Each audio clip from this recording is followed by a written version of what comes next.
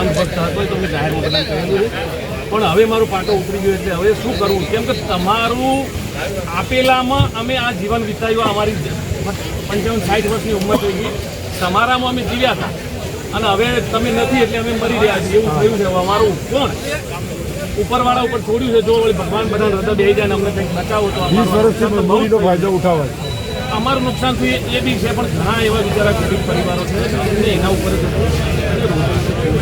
વિધવાઓ રોવે છે, સગર્ભાઓ રોવે છે અને સાહેબ કોઈનું સાંભળતા નથી, બહેરા કાને બેસી રહ્યા છે. સાહેબ અમારા એક નેતા રાજજીભાઈ ગયા છે આપણે, એમણે એમ કહ્યું હતું કે આ ગૌચરો તરીકે તમે બધા આખલાઓ હવે એમને નાખવા પડશે અને અમારા સમાજને એક થવું પડશે તો જ આની નાખવાની કરવી પડશે, નહીંતર અમે બચી શકીએ નથી, અમારું અસ્તિત્વ મટી જતું. સાહેબ ઘણાની એની વેદના અમે સાંભળી છે, જોઈ નથી. મને એમ થાય ચાલો એ પાળીઓ બની જવું પડવું નહીં જવા દઉં આ વસ્તુ. અને સાહેબ ડિમોલેશન એટલી ગંદી રીતે કરવામાં આવી છે.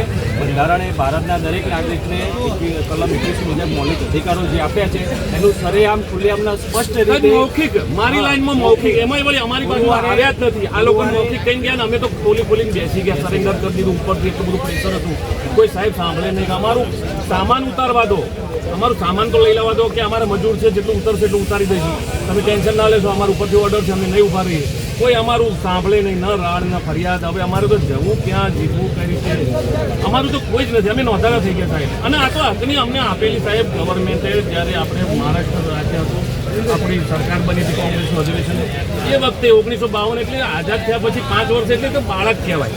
આપણો દેશ બાળક હતો ને અમને પાળવેલું છે. અત્યારે તો ઘરડો થઈ ગયો ને અમારે ઘર છોડવાનો વારો આવ્યો.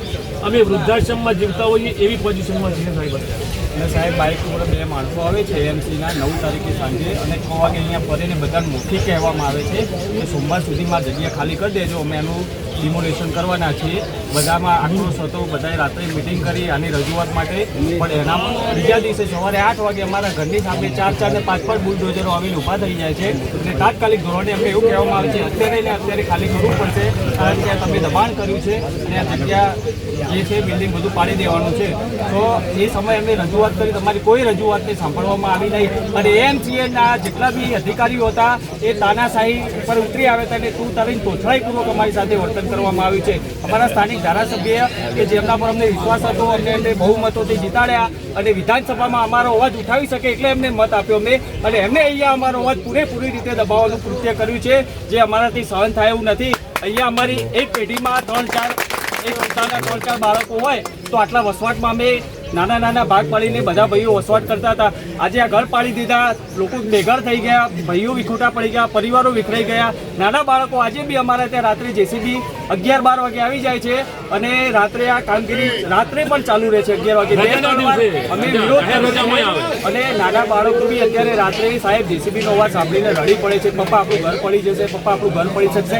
એક પણ પિતા જોડે, એક પણ પરિવારના મુખ્ય સભ્ય પાસે એનો જવાબ નથી કે બેટા શું થશે. સાહેબ અત્યંત ભયવાળો માહોલ અહીંયા થઈ ગયો છે અને અમારા ધારાસભ્ય પૂરેપૂરી રીતે આની અંદર ઇન્વોલ્વ છે. અને જેટલા પણ કોમન પ્લોટો ખોલવામાં આવે છે એમાં સ્પષ્ટ મનસા દેખાઈ રહી છે કે આ કોમન પ્લોટોનું કોઈ પણ રીતે વેચાણ કરવાનું એમની મનસા વડે સ્પષ્ટ જણાઈ રહી છે સાહેબ. કારણ કે જે રીતે આ ખોલવામાં આવે છે કોમન પ્લોટ, ઊભા મારી નજર સામે 3 ઘરો, અમે મારી નજર સામે મેં નીચલા વર્ગના બિચારા મજૂરી કરી ખાતા, કડિયા કામ કરતા મજૂર વર્ગના લોકોના અમે અમારા પોતાના હાથથી સામાન બહાર નીકળ્યું છે. તાત્કાલિક ધોરણે ઘરની ડિમોલેશન કરી દેવામાં સાહેબ લેડીઝો રોવે છે, ગર્ભવતી સ્ત્રીઓને ઘરની બહાર પણ નીકળવાનો મોકો નથી આપ્યો, એટલી ગંદી હતી. અને અમે જેટલી બી રજૂઆત કરી એમસીના અધિકારીઓને, જાઓ કે તમારા ધારાસભ્ય પાસે જાઓ અને એમને રજૂઆત કરો અને એક ફોન કરશે અમે સાંભળી લઈશું. અને અમારે કોંગ્રેસ આપણે